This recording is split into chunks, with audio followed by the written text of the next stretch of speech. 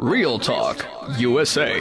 Hello and welcome to RealTalk USA. I am Kiram Taddesa from Afro FM. I'm joined by Chris Mead and Mazgaba. Today we have an amazing guest. We have an amazing guest, and this is my first time ever to interview an astronaut. Now for Mez, this is old news, right? Because she's interviewed an astronaut before. I've never interviewed an astronaut before, and in some ways I feel like a child, right? Like astronauts are like superheroes. Yeah. I mean, they just do these incredible things. And so I'm going to ask probably some very stupid questions today, but it's just because I'm so curious about what astronauts experience and what they go through in the training and what's on the horizon in terms of science discoveries. So today we have Major General Charles Frank Bolden Jr. That's right. So, sir, welcome to Real Talk USA. Good to be here. It's good to be back in Ethiopia, and especially to have an opportunity to talk about space. Wow. So, sir, first of all, let's clear the air. We're both former Marines. Marines. So that's it. Happy birthday. Happy birthday. Yeah. And when we say happy birthday, it's the Marine Corps was founded in November 10th.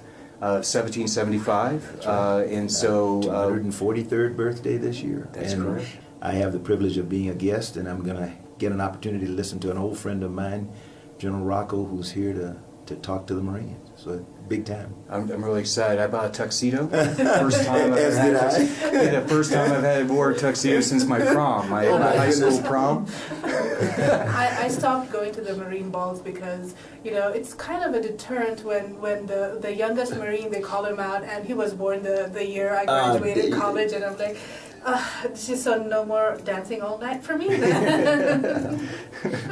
Marine Corps is a very special fraternity. Like when we meet former Marines, and they've gone on to do amazing things. It's always a real privilege to meet one of our brothers.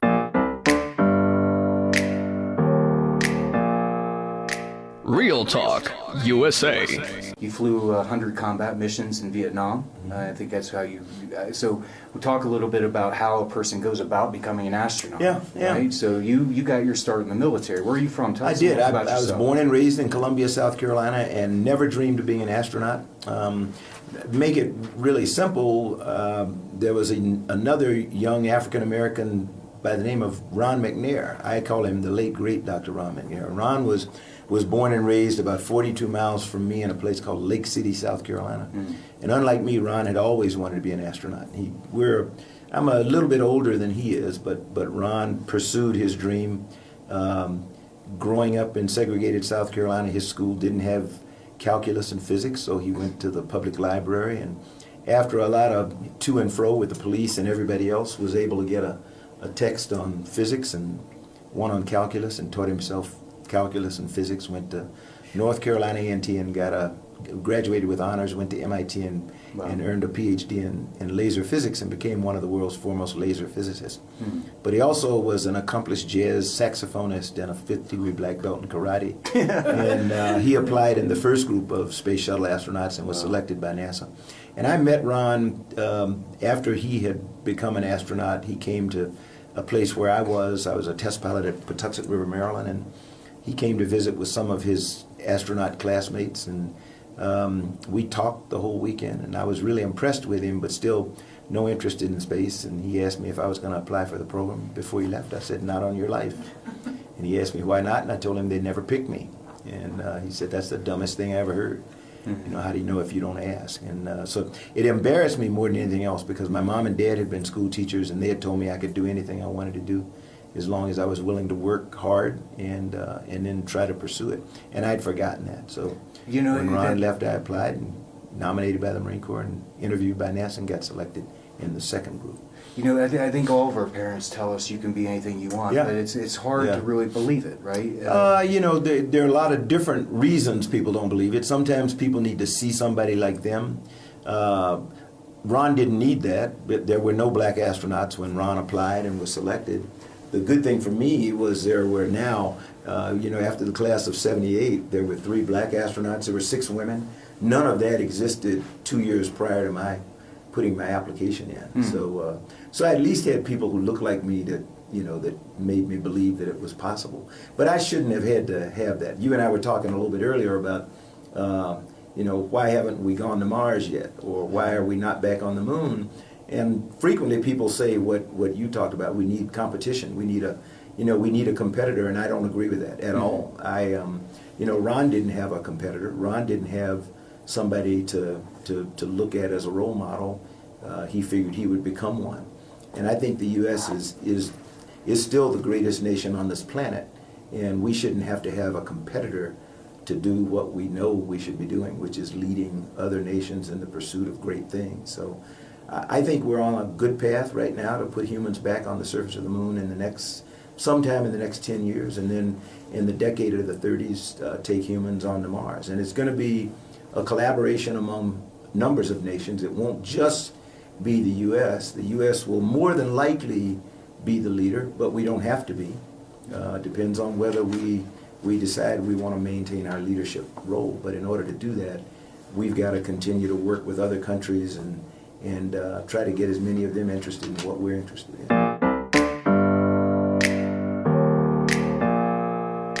Real Talk USA.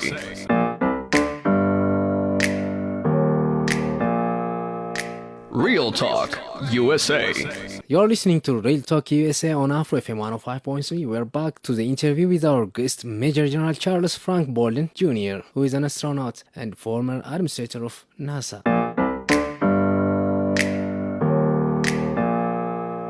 Real Talk USA. Sir, that gets in a little And bit it's of... Charlie, by the way. It's Charlie? Yeah, I quit being a sir a long time ago. Well, we interviewed all kinds of people on the show. We Yeah. had politicians, diplomats, experts in wildlife, Particle scientists. folk music, yeah. musicians, and this is one of my most exciting meetings and interviews. You mentioned a little bit about why we haven't gone to Mars yet. Mm-hmm. It's hard also, I forgot to mention that.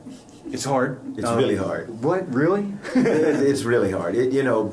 For one thing, it's too far away. It's 8 months away today by conventional propulsion today. That's chemical propulsion. And so one of the things that NASA and other nations are working on is game-changing types of propulsion. Nuclear propulsion, plasma fusion.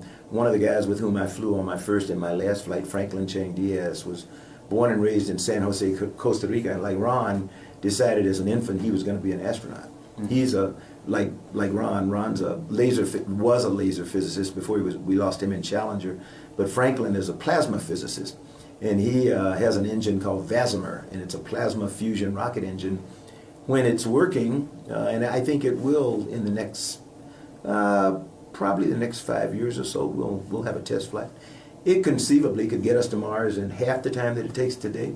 Franklin actually believes you could go in 39 days. I don't know enough about it to know whether that's just wishful thinking or what. But it will be significantly better than today. So that'll change. That'll be game changing. And so that we're looking for all kinds of things.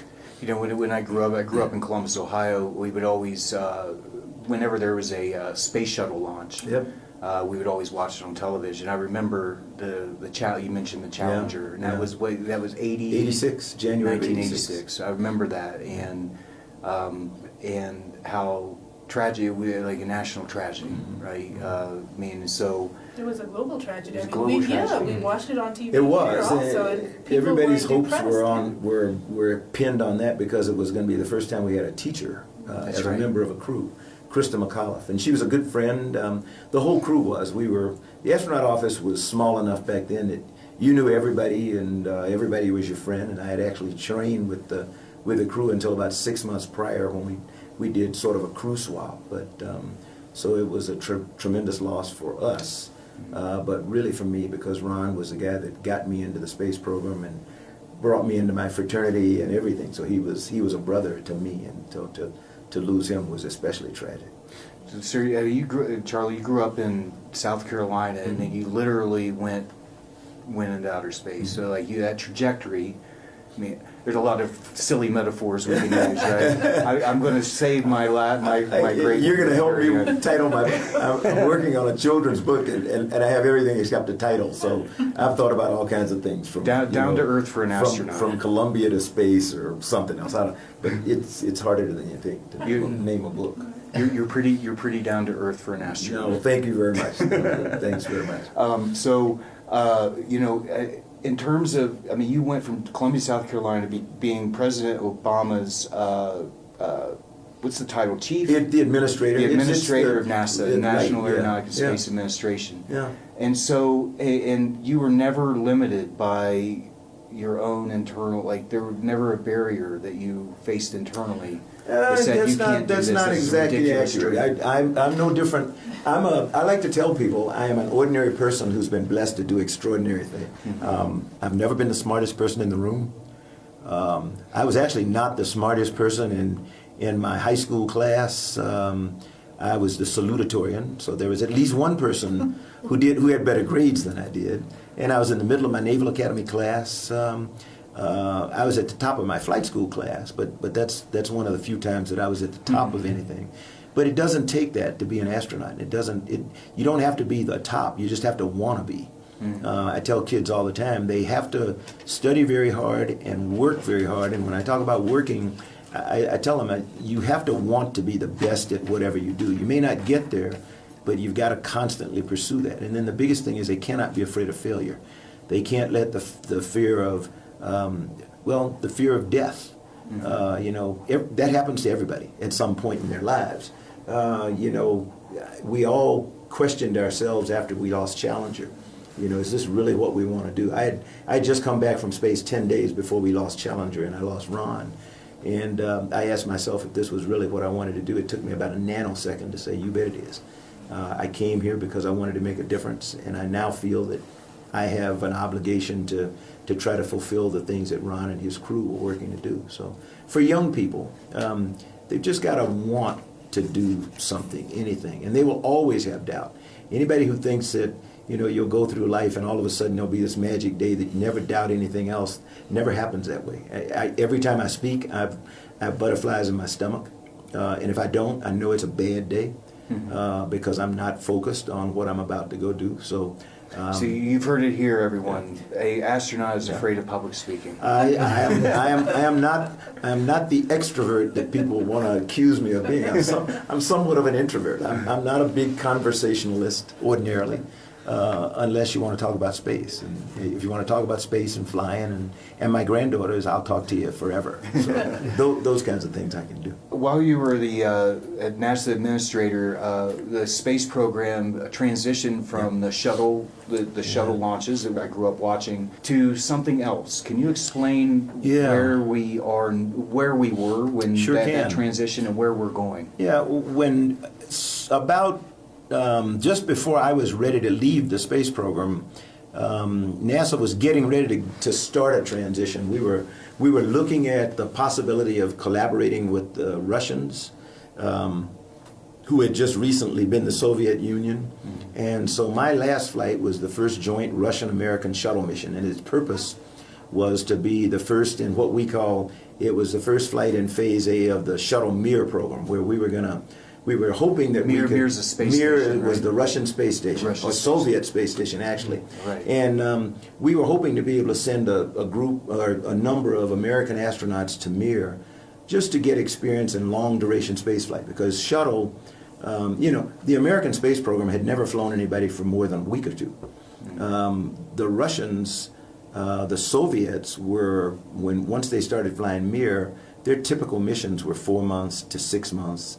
And that's what we wanted to do, because we knew we wanted to go to Mars, and you had to put people in space for longer and longer and longer periods of time to work yourself up to where you were satisfied that humans could survive an 8-month trip to Mars, and then a year on the surface, and then 8 months to come back. So about a 3-year mission away from Earth, and that's not trivial. That's why I said Mars is hard. Going to the moon is 2 days, and you spend a couple of days on the surface and you come back and it's less than a week. So easy. Yeah. None of that stuff is easy. But so what we tried to do, I flew with a Russian cosmonaut on my last flight. It worked superbly. We had about 200 Russians who came with him, with 2 of them, as a matter of fact, and they lived and worked in Houston for 2 years, and we satisfied ourselves that we could in fact work collegially. And so we sent 6 American astronauts to Mir over the next few years, and then we began to build what became the International Space Station. And that was going to be the transition away from, just routine flights to space, to living and working in space. And we were going to do it on an international basis instead of just the Russians having Mir. And it took about 10 years to get the International Space Station built.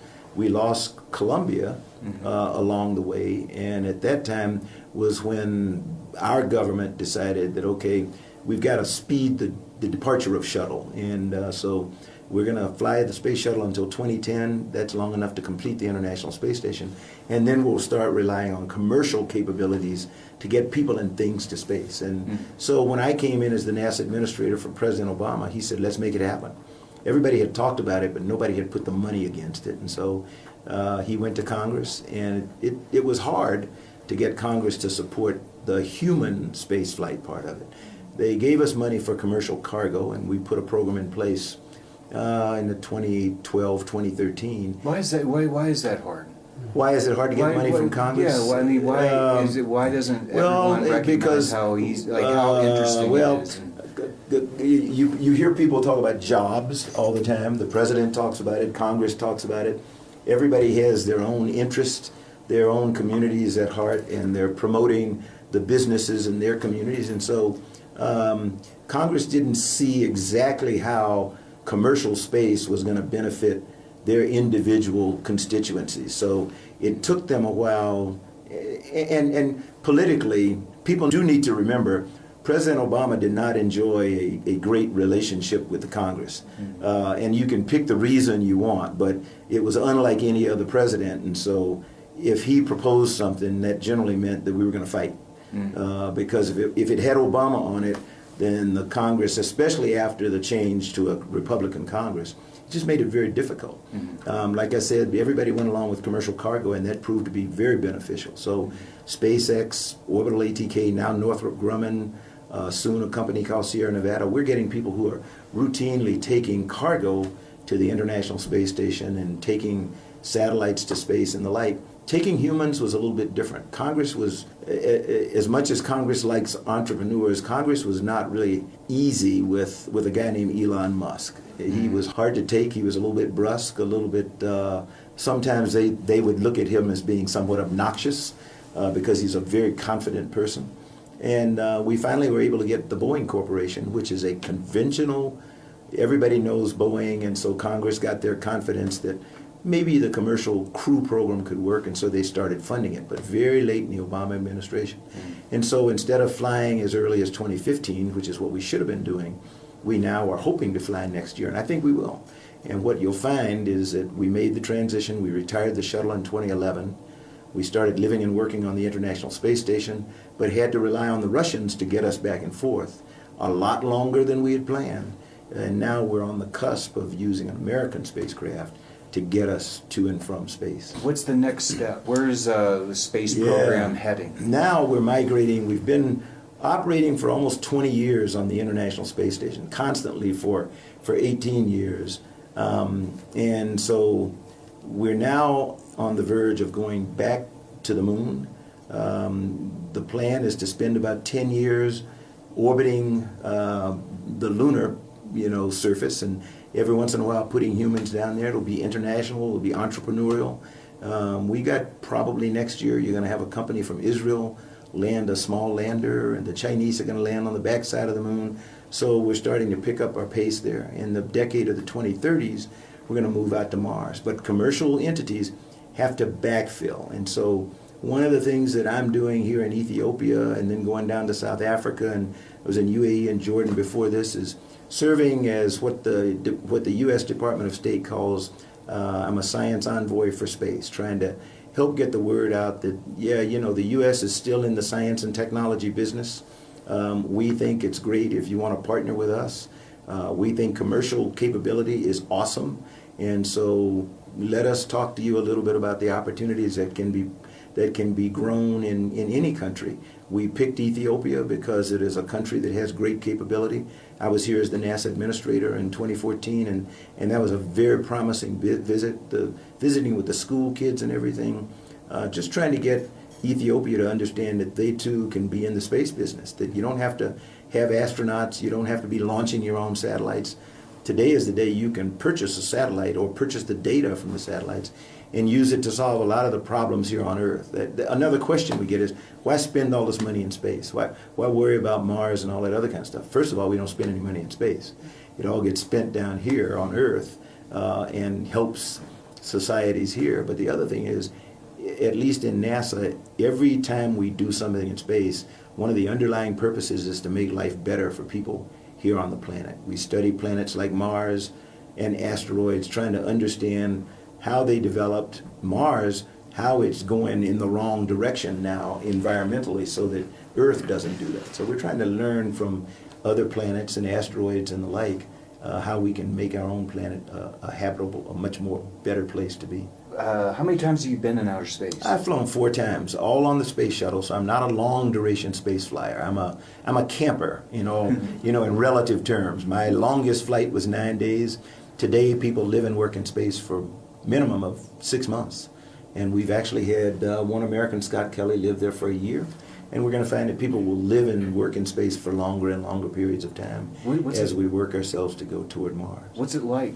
It's awesome. It's not a lot. You and I were talking earlier, the biggest difference between doing what we're doing right now and being in space doing it is we wouldn't be sitting in a chair. Gravity is overcome. We're going around the planet so fast, 17,500 miles an hour, or over here 22,000 kilometers an hour, so fast that gravity is overcome because of this force called centrifugal force that's created, that's pulling against gravity, and the people get caught in the middle, constantly trying to fall back to Earth, and you float.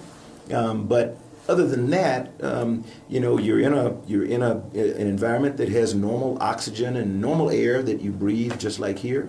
You eat normal food, so we use a fork, knife, spoon.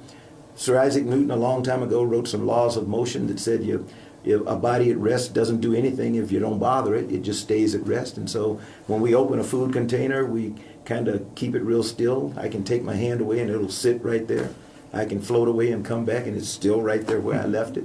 And I can eat very gently with a fork, knife, spoon. I drink with a straw because liquids do not behave. Liquids want to go all over everywhere. So if you drink and you forget to close your straw off, you'll come back and you'll have a big bubble over the top of your straw.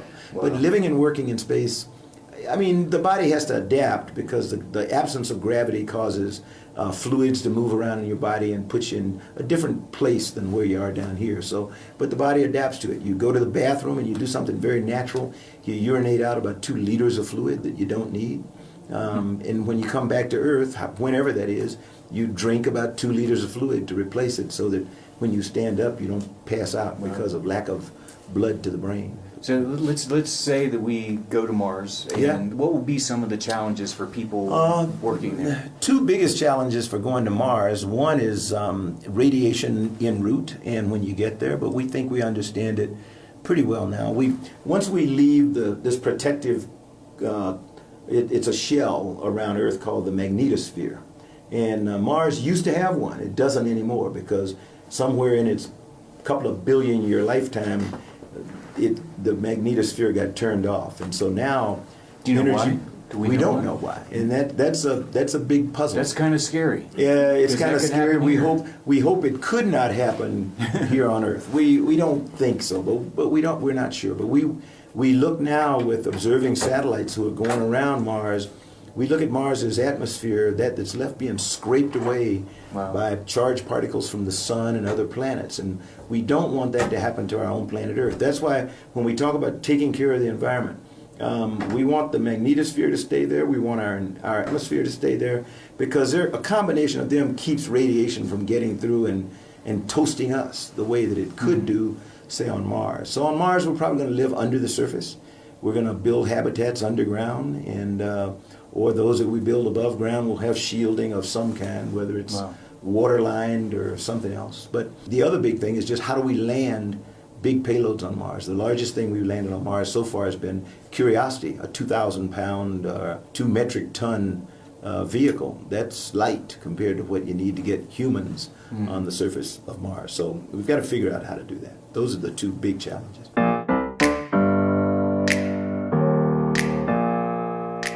Real Talk USA. Do you believe in aliens? You know, I don't like the term aliens because aliens does not describe what we're looking for.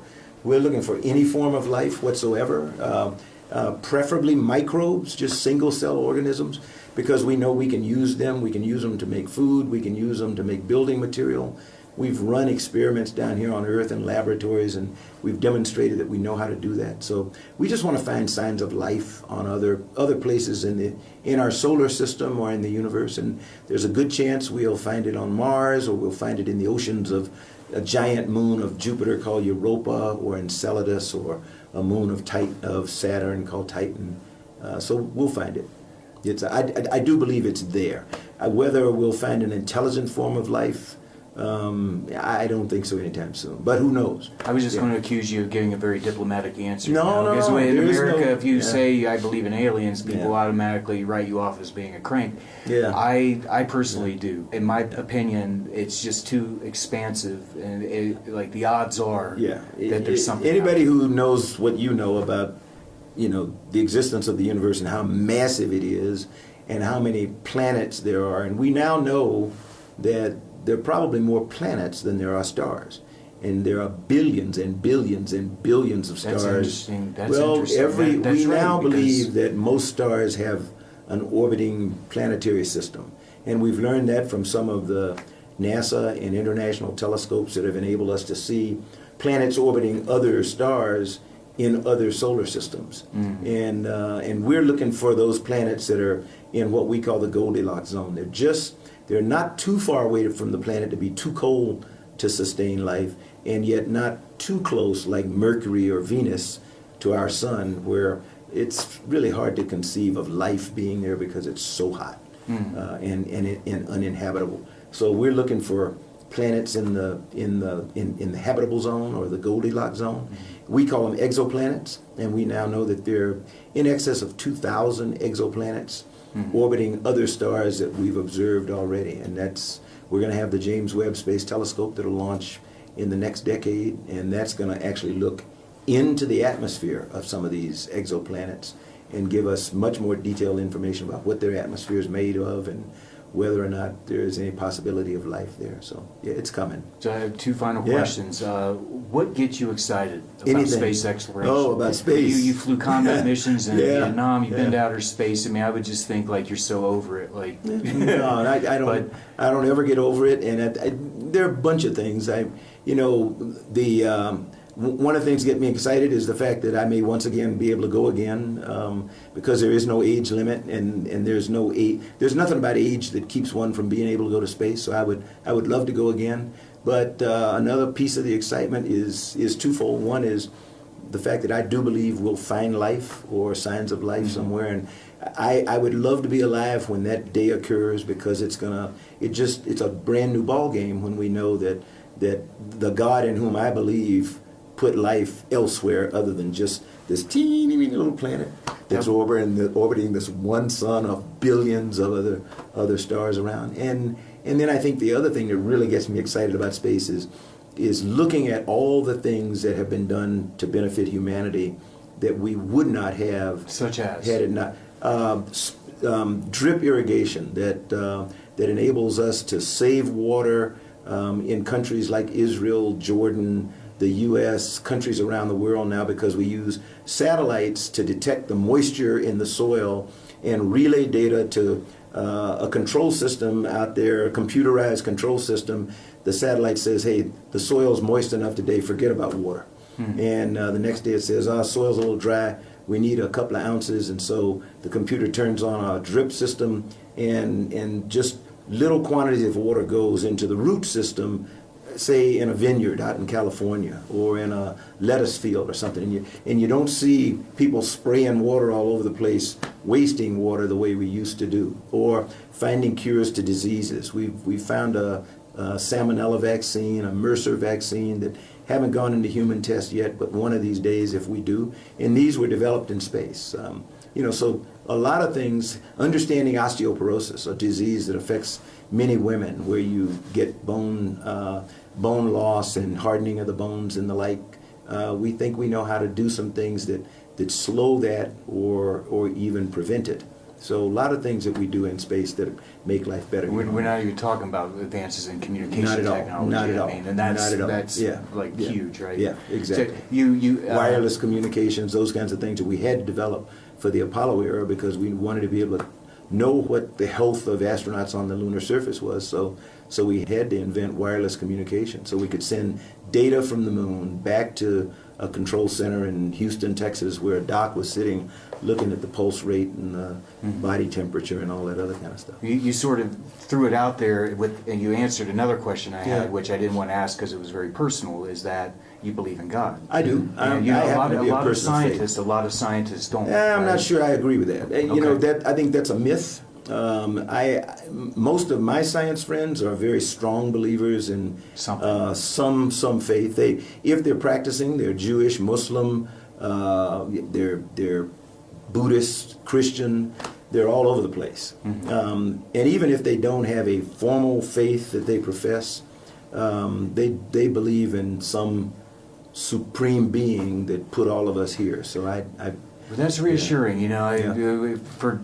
As somebody, Yeah. obviously, it's this question that we all ask ourselves Yeah. about the nature of faith and what we believe, and it's reassuring to think that I'm not being smarty pants when No, I not at feel all. like, No, you know, no. that very intelligent people who have Yeah. been beyond that still believe in higher Neil power. deGrasse Tyson is one of my favorite people, and I consider him a friend. Neil is a world-renowned astrophysicist, and the way he puts it, he lectures on faith a lot because he says he has good days and bad days. He says, you know, most times when he looks at this universe in which we live, and he looks at the way it's organized and the order that there is in the universe, there's no way in the world there can't be a supreme being. He says now he'll come to work another day and he'll look, you know, at the data and look at stuff, and it's just as chaotic and confused as anything. He says, okay, forget that. You know, there is no supreme being out there. But he says most days he is a person of faith. Aside from who you are and things you've done, one of the most inspiring things I think we discussed in the short time that we've been together is how few like elite children go into the astronaut program, and how many folks from working class backgrounds or have gone into the space program. Can you talk a little bit about that? I'll be glad to talk about it. My favorite example is Jose Hernandez, who a couple of years ago ran for Congress in the state of California. But Jose was a migrant farmer. His family migrated up from Mexico, and he worked in the fields in the lettuce fields of California before going to college and deciding he wanted to be an astronaut. And so you have Jose Hernandez, who became an American astronaut, or you look at Sunny Williams, who's now one of the women in the in America's commercial space cadre. Sunny grew up as a normal kid, went to the Naval Academy, became a helicopter pilot. I grew up as the son of two teachers.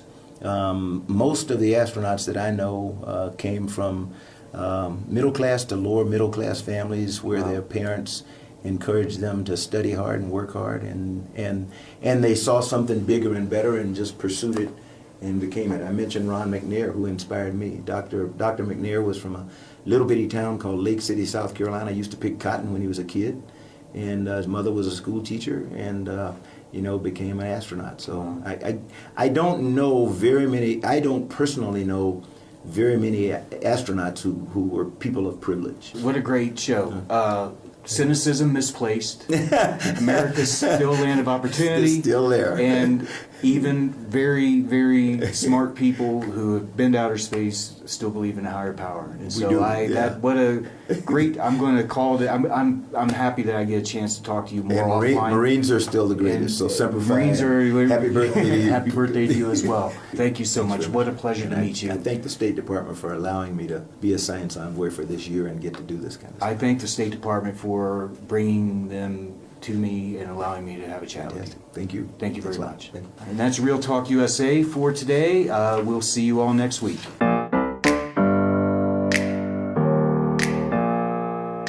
Real Talk USA.